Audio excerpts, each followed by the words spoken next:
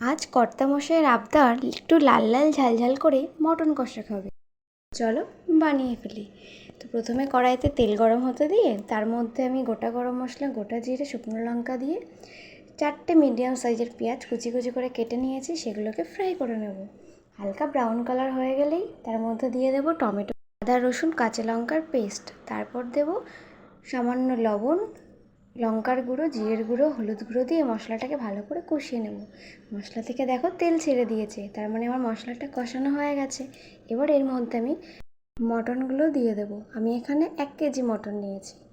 তবে মটনের সাথে দিয়ে দেবো সামান্য লবণ, স্বাদ অনুযায়ী লবণ, আর কাশ্মীরি লঙ্কার গুঁড়ো দিয়ে মটনটাকে মশলার সাথে মাখিয়ে নিতে হবে।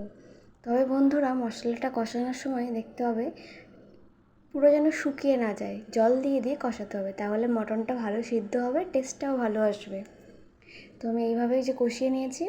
এবার এর মধ্যে দিয়ে দেবো সামান্য জল। জলটা দিয়ে আবারও ভালো করে কষিয়ে নেব। এই সাইড দিয়ে দেখো তেল ছেড়ে দিয়েছে, আর মটনটা কষানো প্রায় হয়ে গেছে। এবার আমি আরেকটু নাড়িয়ে চাড়িয়ে এর মধ্যে দিয়ে দেবো জল।